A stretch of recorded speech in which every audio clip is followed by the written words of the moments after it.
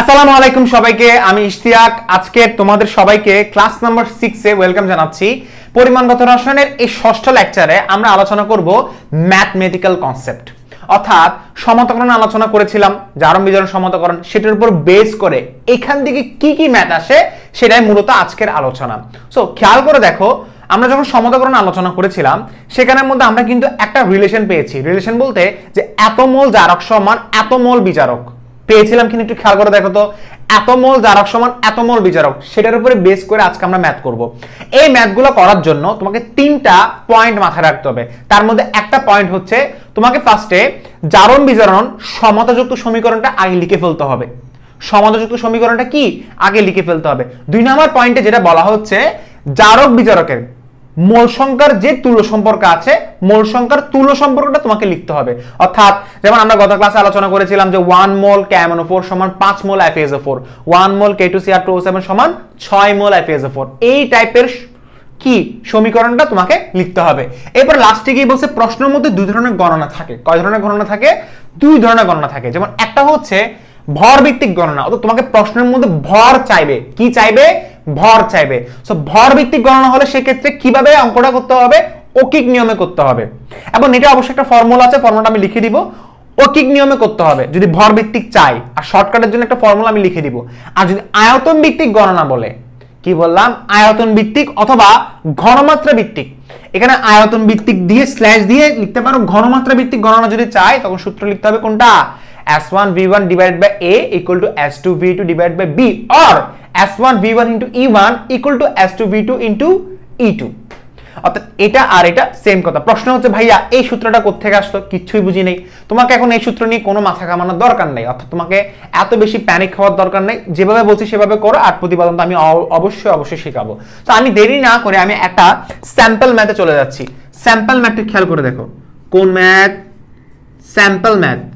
Sample ম্যাথটা একটু খেয়াল করে দেখো। স্যাম্পল ম্যাথের মধ্যে আমি কোশ্চেনটা লিখে দিচ্ছি, কোশ্চেনটা তোমরা ভালোভাবে খেয়াল করে দেখো। কোশ্চেনটা হচ্ছে এরকম যে আমি বললাম 10 গ্রাম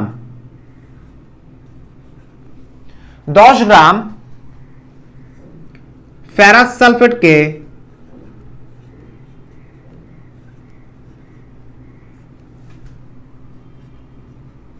জারিত করতে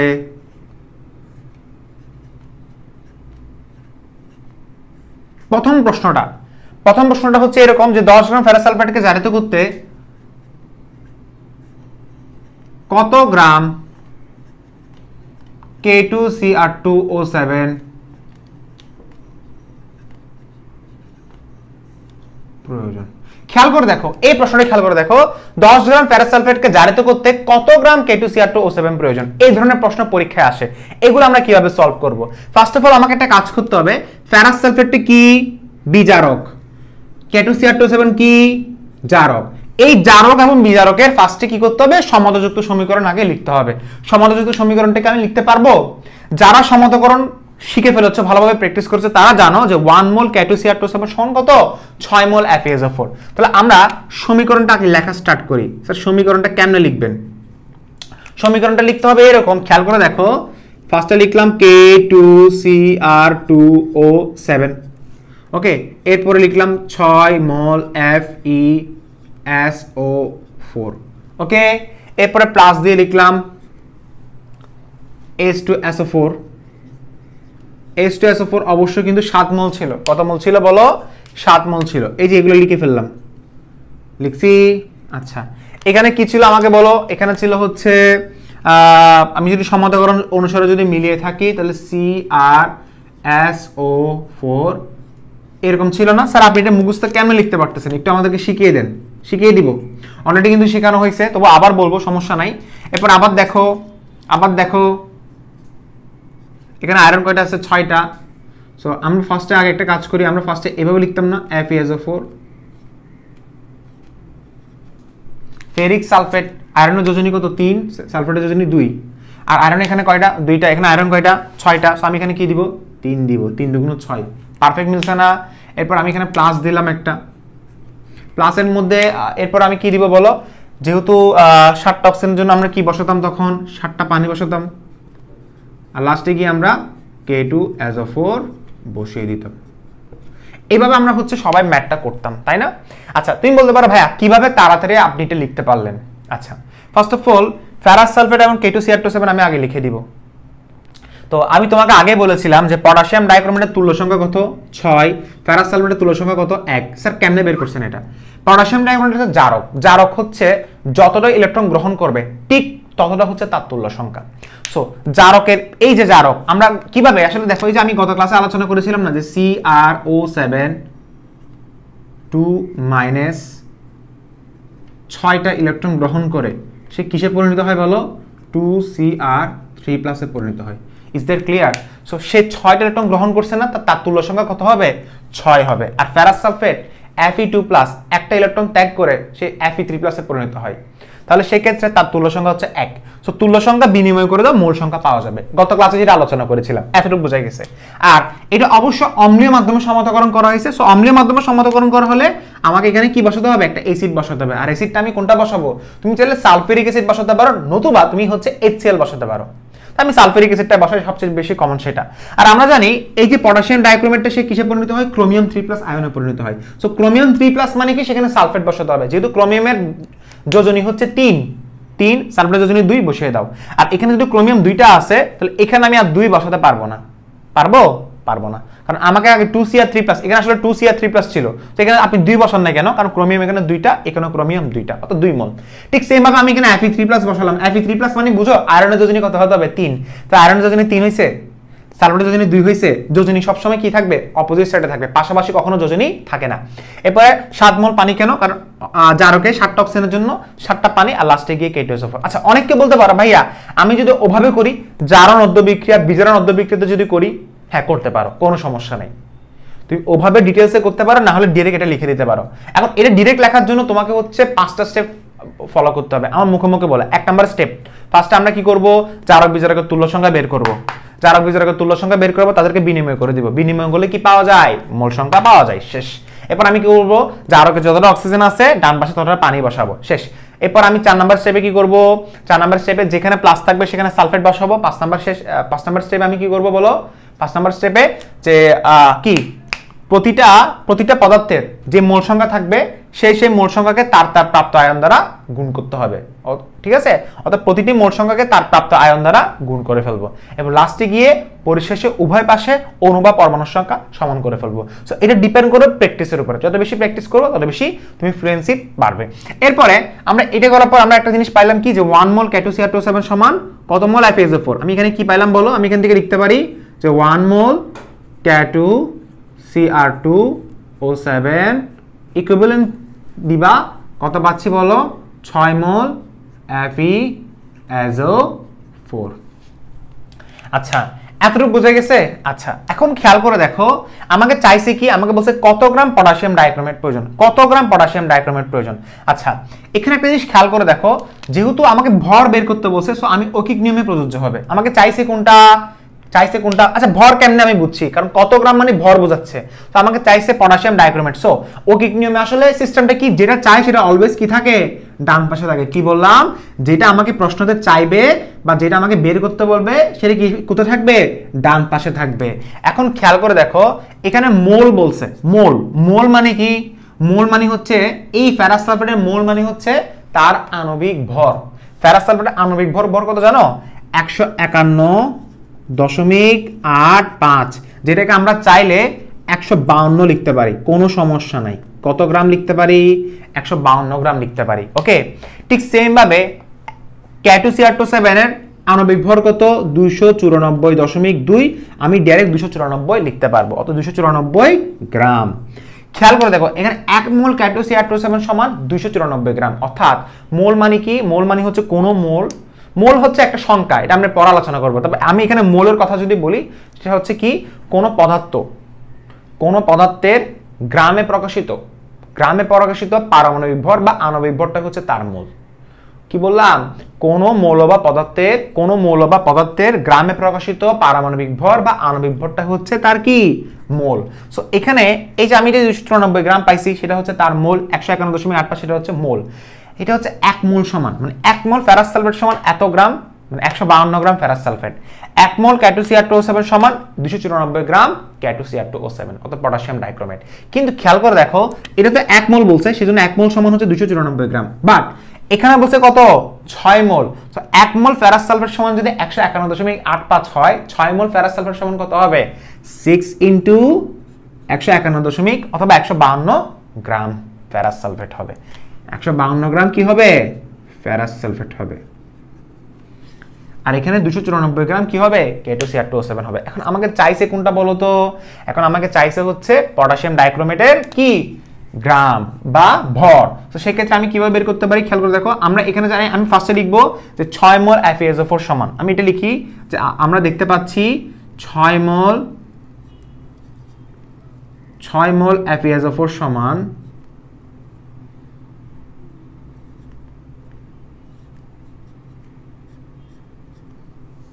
6 মোল FeSO4 সমান 1 মোল K2Cr2O7।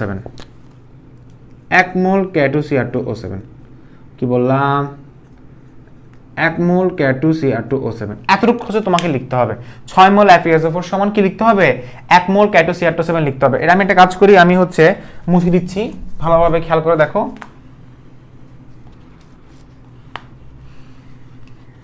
1 মোল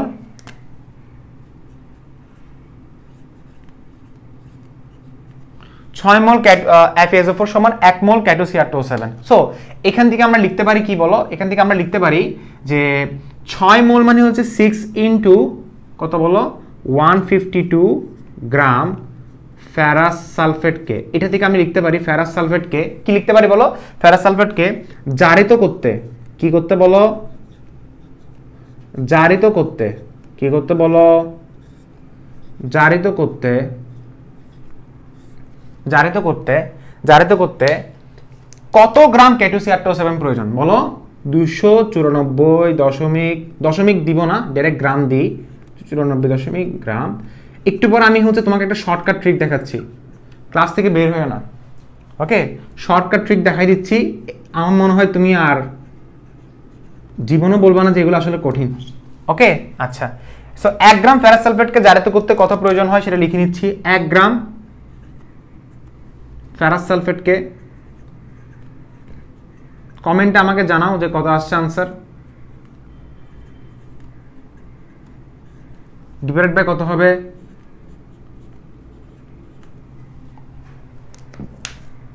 আনসার কত হবে, গ্রাম চাইছে না,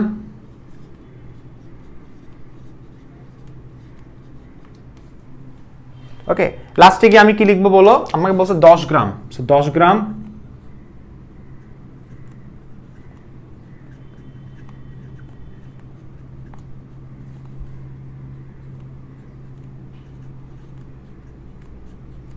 ইন্টু কত হবে 10 হবে, ইন্টু কত হবে 6 ইন্টু 152 গ্রাম K2Cr2O7, ওকে আচ্ছা।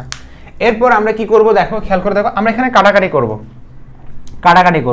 সো কাটাকাটি করলে অনেকটা কি হয় যে 252 ইন্টু 294, ঠিক আছে, অনেকটা বলতে গেলে সেটা হচ্ছে 1.93 আসে। কত আসে বলো 1.93 আসে, ঠিক আছে। সো এটা আনসার আসবে মোস্ট প্রবাবলি 3 গ্রাম অর্থাৎ 3.22 গ্রাম আসবে যতটা কাটাকাটি যদি করি। তবে আমি তোমাদের সামনে আরেকবার করিয়ে দেখাচ্ছি যাতে হচ্ছে আমাদের নির্ভুল আনসার থাকে। কেমন 3.23 গ্রাম আসছে, যেটা বলেছিলাম সেটাই আনসার কত আসছে বলো 3.23 গ্রাম। এখন ভাইয়া এত ক্যালকুলেশন করতে হচ্ছে, এত ঝামেলা হচ্ছে, একটা শর্টকাট ট্রিক দেখান। শর্টকাট ট্রিকটা লিখে ফেলো, তাড়াতাড়ি লিখে ফেলো, যেটা আমরা অ্যাডমিশনে ইউজ করব। আমরা কোথায় ইউজ করব বলো, অ্যাডমিশনে ইউজ করব। সো অ্যাডমিশনে ইউজ করার জন্য আমরা শর্টকাট ট্রিকটা একটু মেনটেন করি। দেখো শর্টকাট ট্রিক সূত্রটা হচ্ছে কি জানো, সূত্রটা হচ্ছে আমি লিখে দিচ্ছি, সূত্রটা হচ্ছে বড় হাতে সুন্দর করে লিখে দেখো, দেখো W1 divided by M1 into E1 equal to W2 divided by M2 into E2। খেয়াল করে দেখো কি লিখলাম, দেখো W1 divide by M1 into E1 equal to W2 divide by M2 into E2। আবার বলছি কি লিখেছি আমি, W1 divide by M1 into E1 equal to W2 divide by M2 into E2। এটা হচ্ছে যখন আমাকে অকিক নিয়ম ঐকিক নিয়ম বাদ দিয়ে যখন আমার অন্য একটা অল্টারনেট প্রসেস বের করতে বললে তখন আমি এটা বের করব।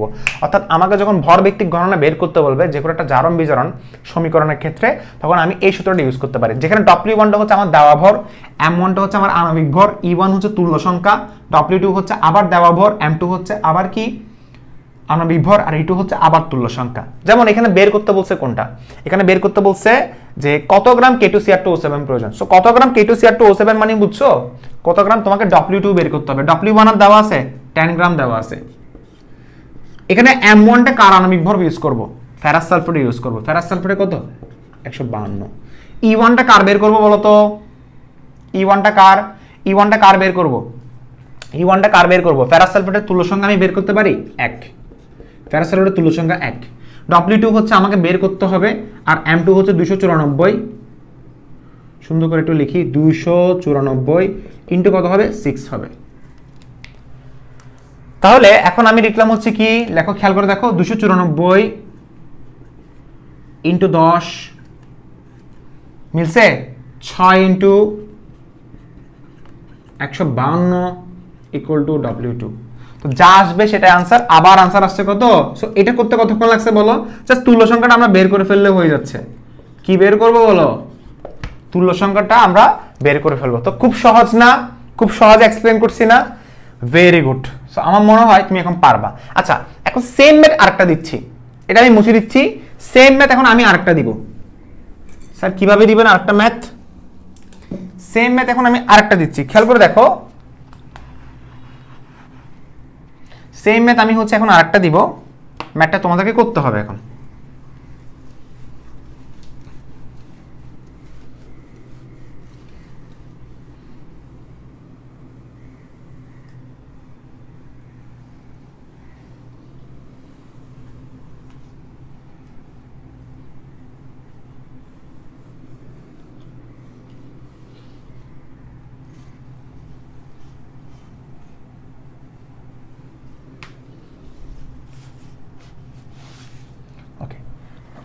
এখন সেম ম্যাথ আরেকটা দিচ্ছি, বাট একটু ডিফারেন্ট টাইপের দিব। যেমন ধরো আমি বললাম, যেমন আগে কি ছিল বলো, আগে ছিল 10 গ্রাম ফেরাস সালফেটকে জারিত করতে কত গ্রাম K2Cr2O7 প্রয়োজন, তাই না? এখন আমি লিখলাম হচ্ছে দেখো, এখন আমি লিখলাম 10 গ্রাম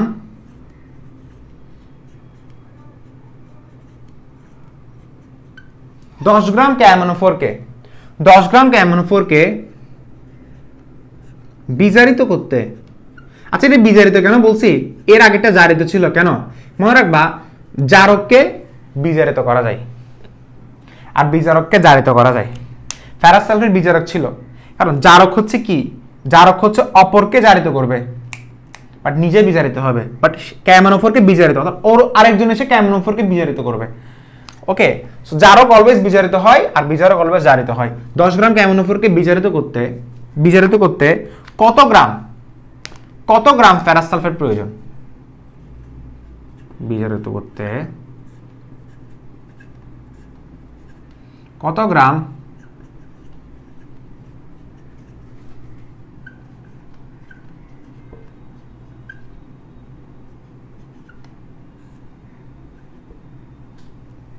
সো 10 গ্রাম KMnO4কে বিজারিত করতে কত গ্রাম ফেরাস সালফেট প্রয়োজন যদি আমার পরীক্ষা যদি আসে, কিভাবে করব? ফার্স্ট অফ অল তুমি অনেকভাবে করতে পারো। ফার্স্ট আমি তোমাকে যদি সহজ সিস্টেম যদি শিখাই দিই, W1 divided by M1 into কি হবে W2 divided by M2 into কি হবে E2 হবে। এখন তুমি এখানে চাইলে মানগুলো বসিয়ে দিতে পারো। W1 এর মান কত পাইছো বলো 10, M1 এর মান তুমি যদি বের করো 158 আসবে। একদম এক্সাক্ট মানটা বের করতে পারো, না হলে এক্সাক্ট মান, পটাশিয়ামের ভর হচ্ছে আমরা জানি 39 দশমিক সামথিং, ম্যাঙ্গানিজের ভর হচ্ছে আমরা 55 পারি, আর অক্সিজেনের ভর 16 ইনটু 4 কত 64। আনসার কত আসে বলো, আনসার আসে 158 দশমিক সামথিং লিখতে পারো, না হলে 158 লিখতে পারো, কোনো সমস্যা নাই। ওকে, ইকুয়াল টু E1 পটাশিয়াম পারম্যাঙ্গানেটের জারণ সংখ্যা, সরি তুল্য সংখ্যা কত 5। কেন? আচ্ছা 5 কেমনে বুঝছি? পটাশিয়াম পারম্যাঙ্গানেট একটা জারক, জারকের ক্ষেত্রে সে কয়টা ইলেকট্রন গ্রহণ করে সেটার উপর ডিপেন্ড করে তার তুল্য সংখ্যা কি হবে, গঠিত হবে। W2 এর মানটা বসাও, W2 এর মানটা বের করতে বসে ভাইয়া, আর M2 এর মান আমরা একটু আগে বের করছিলাম 52, আর E2 এর মান হবে 1। এখান থেকে যা পাবো সেটাই আনসার। এখন তুমি যদি বলো ভাইয়া এটা অৌকিক নিয়মে করা যায় কিনা, অবশ্যই অৌকিক নিয়মে করা যাবে। স্যার কিভাবে অৌকিক নিয়মে করব? খেয়াল করে দেখো, আমি আনসার লিখতেছি। এখানে আমি ফার্স্ট আগে কি করতে হবে, সমীকরণটা আগে লিখতে হবে, ঠিক আছে? জারণ বিতরণ যে সমীকরণটা আমরা পেয়েছিলাম সেই সমীকরণটা আমাকে এখানে লিখতে হবে। তো সমীকরণটা লিখে ফেলবা। অনেক কি ভাবতে পারো ভাইয়া সমীকরণটা আমি কি হচ্ছে, যেমন রিটেন পার্টের জন্য আসলে কি করতে হয় জানো? রিটেন পার্টের জন্য সবচেয়ে বেস্ট হয় একদম বেসিক সহ লিখলে, ডিটেলস সহ লিখতে পারলে বেটার হয়। আর ডিটেলস লিখতে বেশি সময় লাগবে না, তুমি লিখে দিবা এখানে দেখো, এখানে তুমি লিখে দিবা বিজারণ অর্ধ বিক্রিয়া, বিজারণ অর্ধ বিক্রিয়া লিখছো, এইভাবে লিখছো। লেখার পর এখানে যে কাজটা করবা সেটা হচ্ছে সুন্দর করে ওই যে MnO4 মাইনাসটা নিবা। সবাই জানো এটা 5টা ইলেকট্রন গ্রহণ করে, ওকে? 4টা অক্সিজেনের জন্য 4টা পানি, 4টা পানি মানে হচ্ছে কত, 8 প্লাস। শেষ, লিখছো?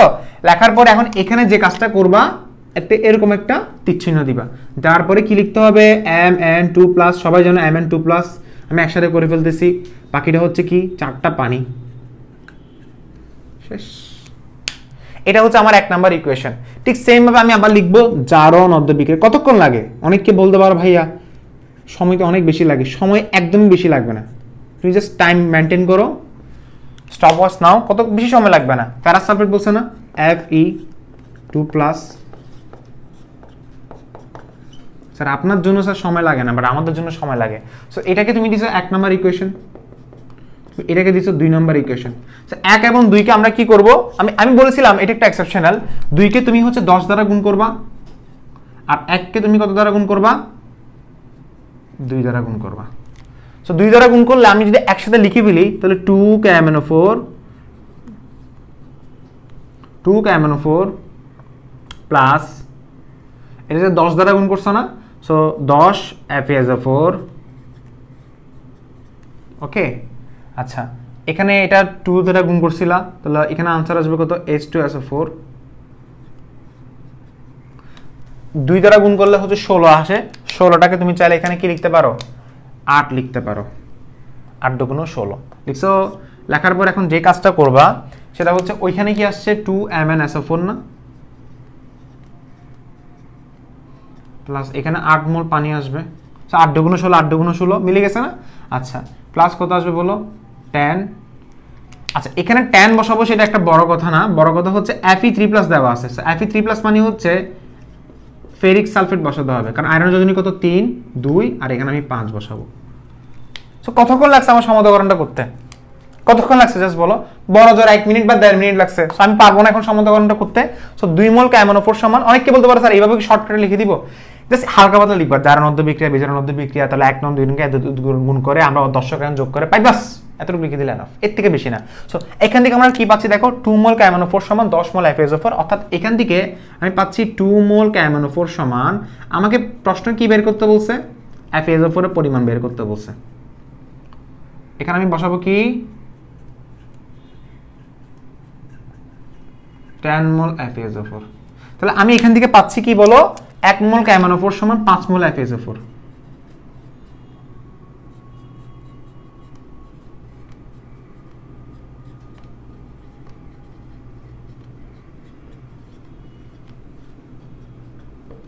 এক মোল KMnO4 সমান কত মোল, 5 মোল FeSO4, অর্থাৎ 158 গ্রাম KMnO4 কে 158 গ্রাম KMnO4 কে বিজারিত করতে, নাকি হ্যাঁ বিজারিত করতে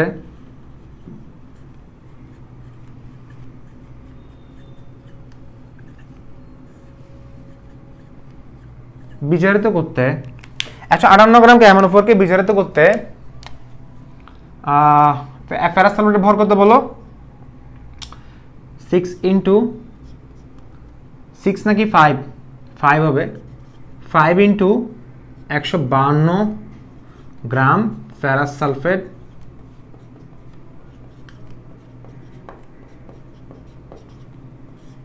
প্রয়োজন। তাহলে 1 গ্রামকে কত,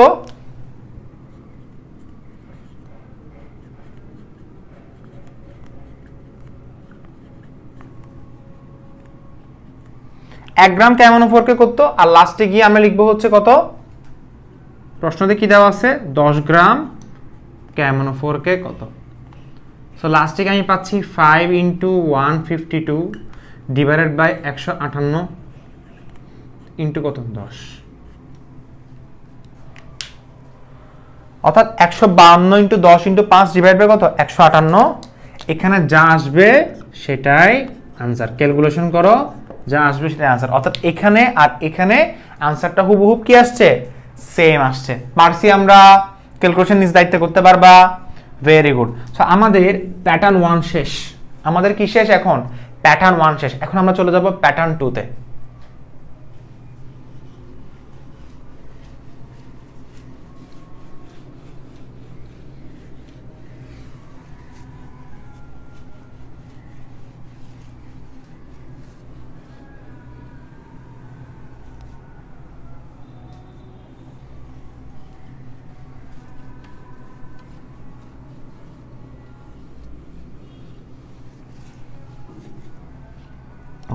সো আমরা এখন প্যাটার্ন 2 তে বলতে আমরা প্যাটার্ন 2 তে কি অঙ্ক করব আচ্ছা এখান থেকে একটা কথা বলে রাখি যে অকিক নিয়ম কখন করতে হবে যখন ভর বের করতে বলবে কোনো কিছুর একটা ভর বের করতে গেলে তখন অকিক নিয়ম ঠিক আছে বাট যদি আয়তন বের করতে বলে সেটা কিভাবে করব আয়তন বিষয়টা আমরা স্যার বুঝতেছি না কিভাবে আয়তন ভিত্তিক গণনা আমরা করতে পারবো তার জন্য তোমাকে একটা কাজ করতে হবে ধরো একটা ম্যাথ আমি তোমাকে দিচ্ছি 10 centimetre cube 0.1 molar potassium dichromate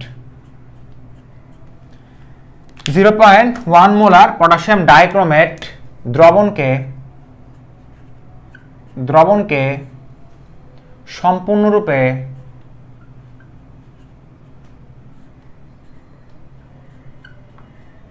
এটা জারক পদার্থ না জারক পদার্থকে বিজারিত করা হবে সম্পূর্ণরূপে বিজারিত করতে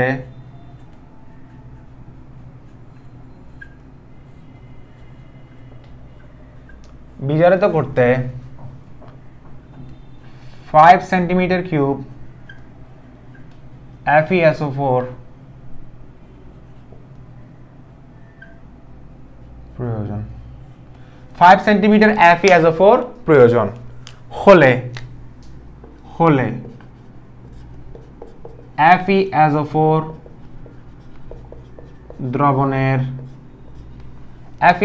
দ্রবণের ঘনমাত্রা বা মোলারিটি নির্ণয় করো মোলারিটি মানে কি সেটা আমরা অবশ্যই আলোচনা করব এটা তোমাকে টেনশন করতে হবে না তবে আগে ফার্স্টে ম্যাথটা বোঝার চেষ্টা করো নির্ণয় করো তো এখানে আমাকে ঘনমাত্রা বের করতে বলছে আগের মতো কিন্তু ভর বের করতে বলে নাই তো খেয়াল করে দেখো এই যে এখানে একটা লিখেছিলাম না যে আমি যখন বলছিলাম দুই ধরনের গণনা থাকতে পারে যখন আয়তন ভিত্তিক গণনা যখন বের করতে বলবে এই আয়তন ভিত্তিক গণনাতে আসলে আমাদের করতে হবে কি আমাদের কি করতে হবে সূত্র লিখতে হবে ডাইরেক্ট কি লিখতে হবে সূত্র অর্থাৎ S1 তাহলে আমি একটা কাজ করি আমি ওইটা লিখব S1 V1 * E1 = S2 V2 * E2 আমি এই ফর্মুলাটা ইউজ করব যেখানে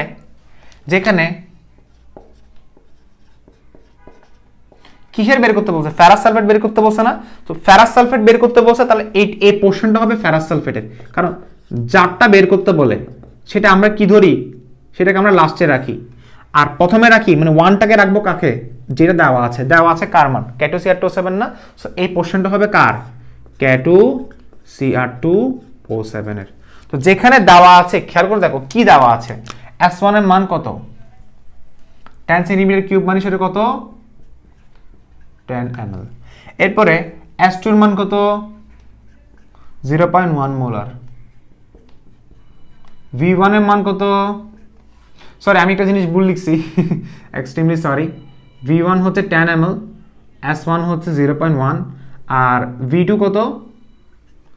কত দেওয়া আছে 5 সেন্টিমিটার কিউব অর্থাৎ 5 ml এখন পোলাপানের প্রশ্ন ভাইয়া সেন্টিমিটার কিউব কে আপনি ml লিখলেন কেন লেখো এটা একটা point to be noted sir কি পয়েন্ট খেয়াল করে দেখো ফার্স্ট অফ অল যাহাই সেন্টিমিটার কিউব তাহাই হচ্ছে ml আবার তাহাই হচ্ছে সিসি মানে কিউবিক সেন্টিমিটার যাহাই সেন্টিমিটার কিউব তাহাই ml যাহাই সেন্টিমিটার কিউব তাহাই হচ্ছে কি ml আবার তাহাই হচ্ছে কি সিসি মনে থাকবে আচ্ছা আরো কিছু লিখো যেমন ধরো তোমাকে বলছে ডেসিমিটার কিউব মানে হচ্ছে লিটার যাহাই ডেসিমিটার কিউব তাহাই লিটার যেমন ধরো তোমাকে বলছে 1 ডেসিমিটার কিউব সমান কত লিটার, 1 ডেসিমিটার কিউব সমান হচ্ছে 1 লিটার, আবার 1 লিটার সমান কত ml, 1000 ml, আবার 1000 ml সমান কত সিসি, 1000 সিসি, অথবা 1000 সেন্টিমিটার কিউব।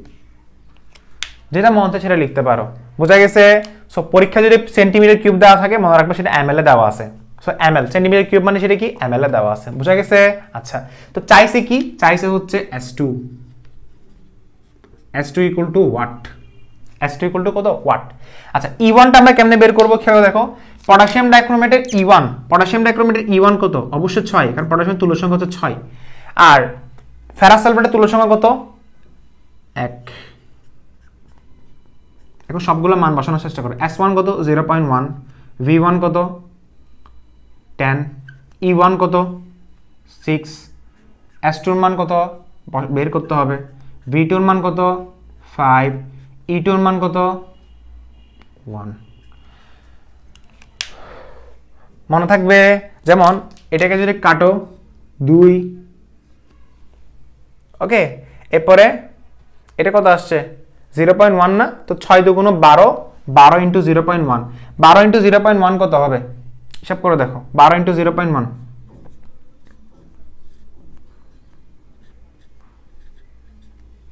12 ইন্টু 0.1, 12 ইন্টু 0.1 মানে হচ্ছে 12 into 1 divide by 10 equal to কত হবে S2। এখন হিসাব করে দেখো যে আনসার কত আসে, আনসার কত 10 একে 10, সো আনসার আসবে S2 ইকুয়াল টু 1 পয়েন্ট। এরপরে যখন 2 যখন নামাবা, 2টা নামাইছো না, 10 একে 10, আনসার আসছে 2, এরপরে একটা দশমিক আর একটা শূন্য বসাও, তাহলে কত আসে 1.2, 1 পয়েন্ট কত আসবে 2 আসবে। সো S2 ইকুয়াল টু কত আসে 1.2।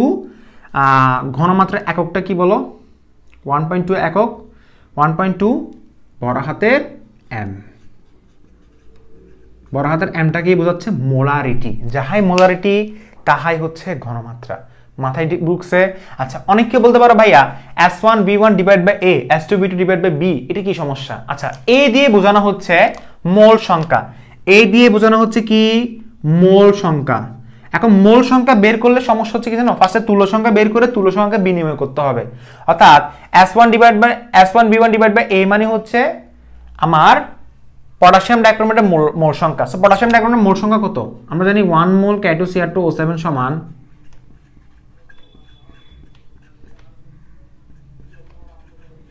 6 মোল FeSO4। সো পটাশিয়াম ডাইক্রোমেটের মোল সংখ্যা হচ্ছে 1। সো এখানে A এর মান কত হবে, তখন আমরা লিখব 1।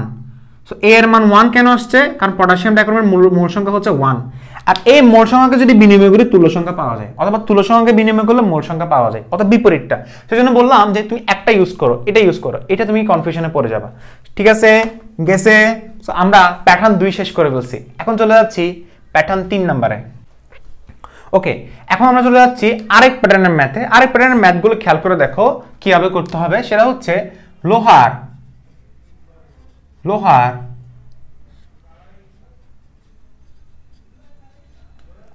এটা যদি এভাবে লিখি, লোহার পরিমাণ নির্ণয়কৃত, কিভাবে লিখবো বলো, লোহার পরিমাণ নির্ণয়কৃত ম্যাথ, লোহার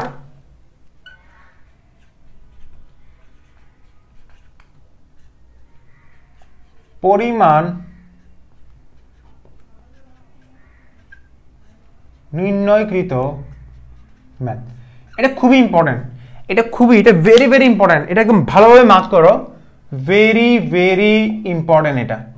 এটি কি ধরনের পরীক্ষা প্রশ্ন আসে? ফার্স্ট অফ অল প্রশ্নটা এভাবে আসবে, ধরো বললো হচ্ছে এক টুকরা লোহাকে, আমি হচ্ছে কোশ্চেনটা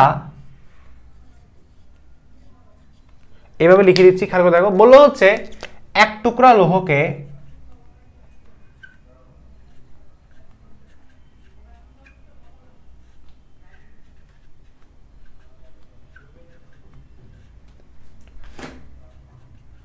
সালফিউরিক অ্যাসিড দ্রবণে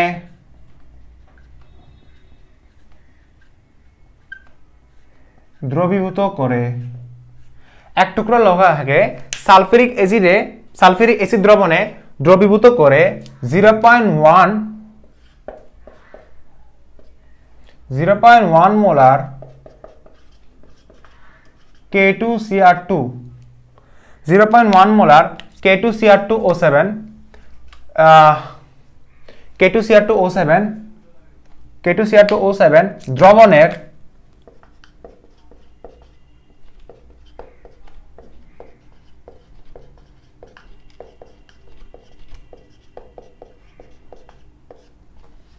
K2Cr2O7 দ্রবণের 50 ml প্রয়োজন হয়। ওকে ওকে, উক্ত টাইট্রেশনে, ঠিক আছে, অথবা এভাবে বলতে পারো যে ওই দ্রবণে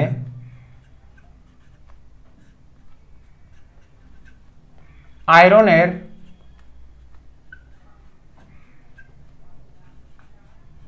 পরিমাণ নির্ণয় করো।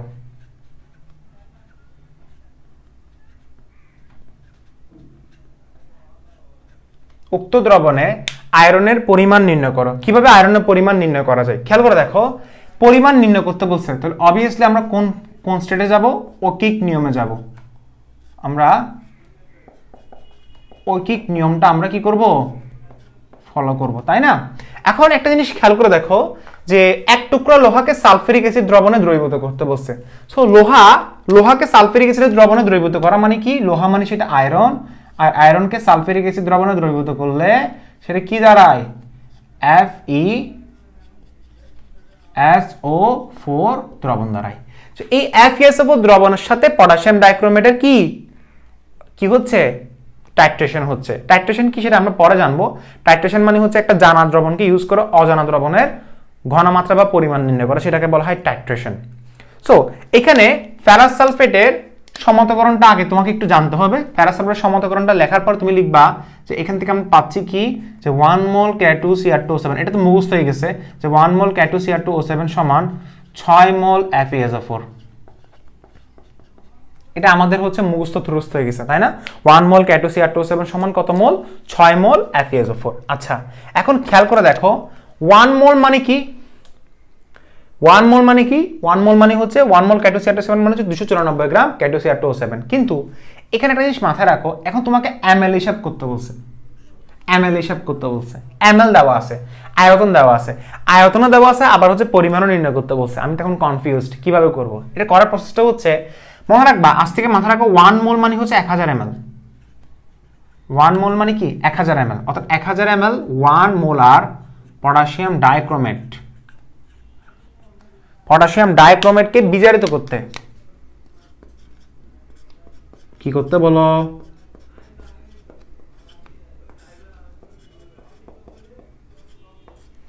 বিজারিত করতে, পটাশিয়াম ডাইক্রোমেটকে বিজারিত করতে 6 ইনটু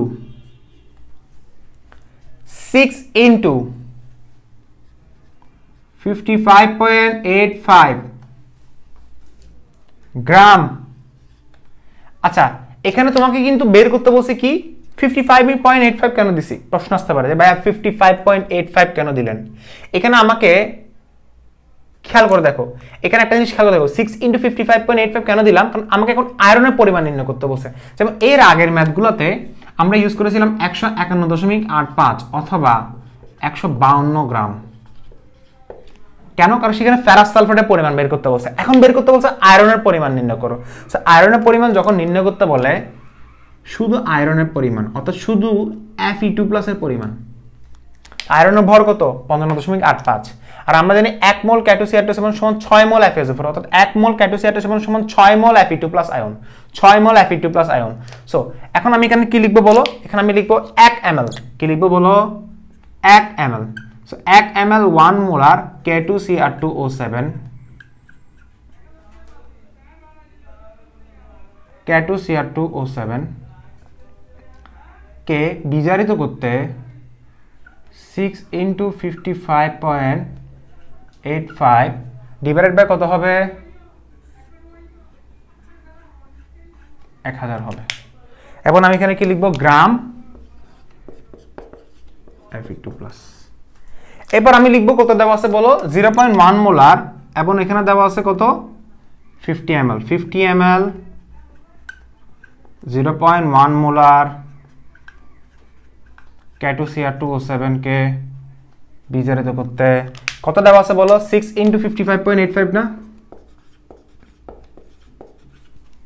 ইনটু কত হবে ডিভাইড বাই কত হবে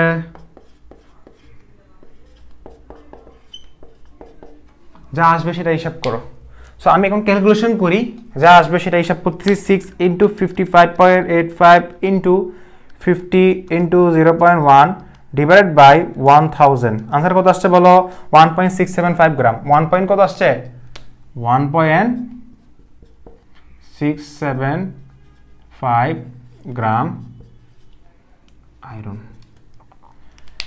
এত গ্রাম আয়রন আসছে তাহলে এখানে লোহার পরিমাণ যেটা নির্ণয় করতে বলছে ঐকিক নিয়মে আমরা যে লোহার পরিমাণটা আমরা নির্ণয় করেছি সেটাই হচ্ছে আমার आंसर হবে ঐকিক নিয়মে আমরা যে পরিমাণ লোহার পরিমাণ নির্ণয় করেছি অথবা যে পরিমাণ লোহা আমাদের বের হয়েছে সেটা হচ্ছে আমাদের কি आंसर তাহলে আমাকে যদি বলে যে এক টুকরা লোহাকে সালফিউরিক অ্যাসিড দ্রবণে দ্রবীভূত করে এত মোল K2Cr2 এর মধ্যে মানে এত ml প্রয়োজন হয় ওই দ্রবণে আয়রনের পরিমাণ নির্ণয় করো ঐকিক নিয়ম করতে হবে ড্যাম শিওর কেন পরিমাণ নির্ণয় করতে বলছে যেহেতু এখানে 50 ml বলছে তাহলে আমি একটা কাজ করি 1000 ml হিসাব করে কারণ 1000 ml সমান 1 মোল যাহাই 1000 ml তাহাই হচ্ছে কি 1 মোল সো 1000 ml 1 মোল K2Cr2 এর সঙ্গে বিজারিত করতে এত দরকার 1 ml এ কত 50 ml এ কত 1000 ml আমি এত আয়রন পাচ্ছি তাহলে 1 ml এ কত আর 50 ml এ কত আয়রন আমি পাচ্ছি সেটা হচ্ছে আমার आंसर অতএব আমাকে যদি এখন যদি বলে যে আয়রনের পরিমাণ নির্ণয় করো তাহলে ঐকিক নিয়মে যে পরিমাণটা পাচ্ছি সেটা হচ্ছে আমাদের কি আয়রনের পরিমাণ সো আয়রনের পরিমাণ आंसर কত 1.675 গ্রাম এখন আমি একটু ডিফারেন্ট টাইপের করতেছি একটু ডিফারেন্ট টাইপের খেয়াল করে দেখো একটু ডিফারেন্ট টাইপের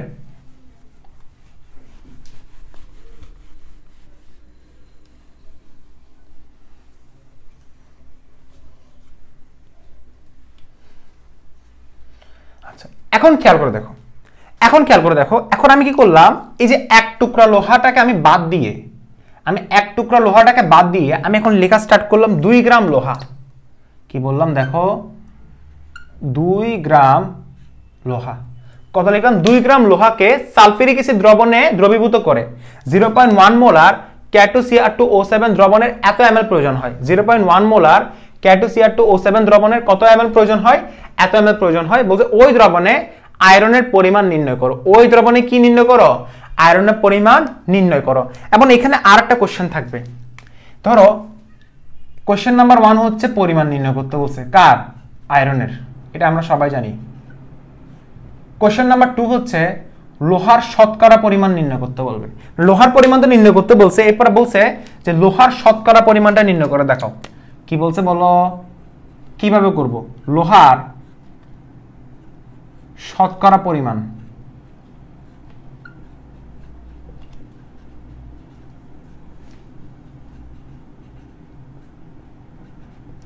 লোহার শতকরা পরিমাণ 3 নাম্বার স্টেপে বলছে লোহার ভেজালের পরিমাণ স্যার আজকে এত কনফিউশন লোহার ভেজালের পরিমাণ আর 4 নাম্বার বলছে লোহার ভেজালের শতকরা পরিমাণ 4 নম্বরে কি বলছে বলো লোহার ভেজালের এটা দিয়ে আমাদের আজকে ক্লাস শেষ লোহার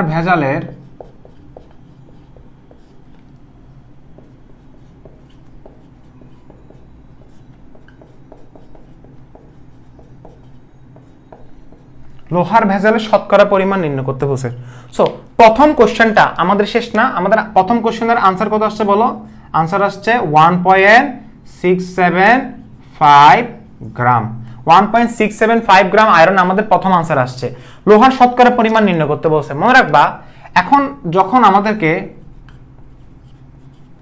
এখন যদি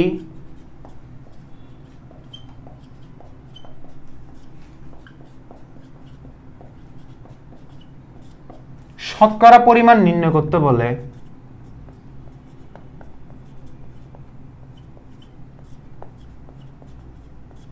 এখন যদি শতকরা পরিমাণ নির্ণয় করতে পারে তখন কিভাবে নির্ণয় করব খেয়াল করে দেখো শতকরা পরিমাণ নির্ণয় করার সিস্টেম হচ্ছে আমার টোটাল লোহাটা আমি কত পাইছি 1.675 গ্রাম আর আমার লোহা টোটাল কত ছিল 2 গ্রাম 2 কে টোটাল লোহা আর যে পরিমাণ লোহা আমি ঐকিক নিয়মে পাইছি সেটা দিয়ে নিচে 2 দ্বারা ভাগ করে দিব আর 100% 100 দিয়ে আমি এখন গুণ করে দিব যা আসবে সেটাই আনসার।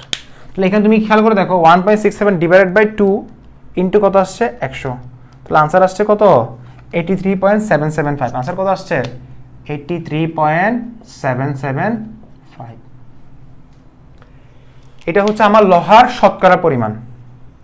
এখন আমাকে যদি বলে লোহার ভেজালের পরিমাণ নির্ণয় করো, ভেজালের পরিমাণ নির্ণয় করার জন্য এখন যদি বলে লোহার ভেজালের পরিমাণ, দেখো আবার লিখতেছি, এখন যদি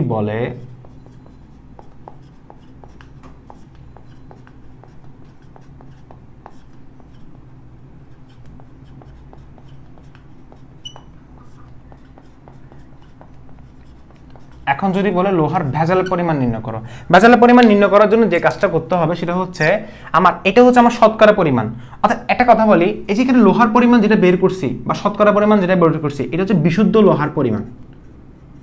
আমরা এতক্ষণ ধরে যে 1.675 যেটা পাইছি না বিশুদ্ধ, এটাকে বলা হয় বিশুদ্ধ লোহার পরিমাণ। যদি পরীক্ষা যদি প্রশ্ন এভাবে আসতো যে বিশুদ্ধ লোহার পরিমাণ কত, তাও কিন্তু আনসার কি হতো, বিশুদ্ধ লোহার পরিমাণ যদি বের করতে যদি বলতো যে বিশুদ্ধ লোহার পরিমাণ কত, তাও আনসার কি হবে 1.675 গ্রাম লোহা হবে।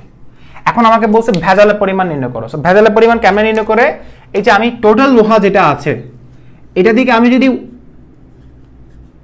ওই লোহার পরিমাণ যদি বাদ দিতে পারি, কারণ এটা হচ্ছে বিশুদ্ধ আর টোটাল লোহা হচ্ছে 2, সো 2 - 1.675 এটাই হচ্ছে আমার কি লোহার ভেজালের পরিমাণ। সো এখানে আনসার কত আসছে বলো, 1.675 মানে হচ্ছে অলমোস্ট 1.7 বলা যায়। তো 1.7 বলে আনসার কত আসবে 0.33 গ্রাম ধরো, সাপোজ 0.33 গ্রাম অথবা 0.3 গ্রাম। তো 0.3 গ্রাম এই যে লোহা যেটা আমি পাইছি এটাই হচ্ছে আমার কি ভেজালের পরিমাণ।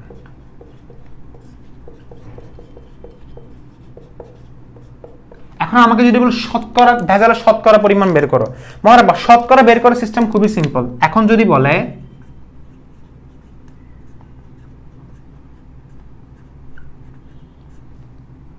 লোহার ভেজালের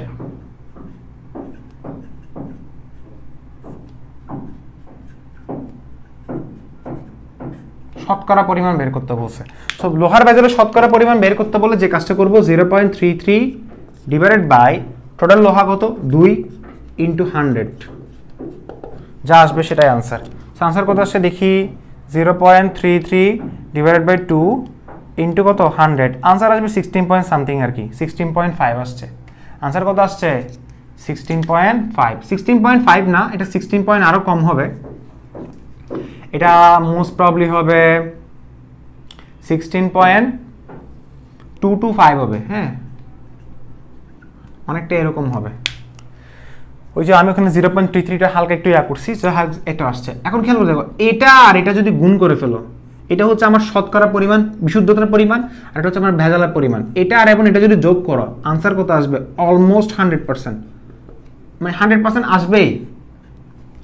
এখন এটাই ছিল হচ্ছে আমার লোহার ভেজালের পরিমাণ এবং লোহার শতকরা পরিমাণ। মাথায় রাখো, এখন যদি তোমাকে যদি বলে যে লোহার পরিমাণ নির্ণয় করো, তুমি হচ্ছে লোহার পরিমাণ নির্ণয় করতে গেলে তোমাকে ঐকিক নিয়ম করতে হবে। ওই যে পরিমাণটা পাইছি ওইটা হচ্ছে বিশুদ্ধতার পরিমাণ, আর যদি শতকরা পরিমাণ বের করতে বলে তাহলে টোটাল যে লোহাটা আছে 2 গ্রাম সেটা দ্বারা ভাগ করে দিবা, ভাগ করে দিয়ে 100 দিয়ে গুণ করে দিবা। আর যদি বলে ভেজালের পরিমাণ নির্ণয় করো, টোটাল যে লোহাটা পাইছি 1.675 গ্রাম, এটা থেকে মানে এটা হচ্ছে ঐকিক নিয়মে পাইছি, তো ঐকিক নিয়মে যে লোহার পরিমাণটা পাইছি সেই পরিমাণ লোহাটা আমার ওই 2 গ্রাম থেকে আমি বাদ দিয়ে দিব। বাদ দেওয়ার পরে যেটা আমি অবশিষ্ট পাবো 0.33 গ্রাম সেটা হচ্ছে ভেজালের পরিমাণ। আর ভেজালের শতকরা পরিমাণ নির্ণয় করতে বললে সেটা হচ্ছে টোটাল লোহা দিয়ে ভাগ করে আবার 100 দিয়ে গুণ করে দিব। সো একটা কথা বলে রাখি, এটা একাডেমিক পরীক্ষায় চলে আসছে এভরি টাইম, একাডেমিক এক্সামে very very important, very very important. So আমরা নেক্সট ক্লাসে এটার উপরে বেস করে আমরা কিছু সিকিউ সলভ করব। আমরা কি সলভ করব বলো, আমরা সিকিউ অর্থাৎ ক্রিয়েটিভ কোশ্চেন, সৃজনশীল প্রশ্ন সলভ করব আমরা।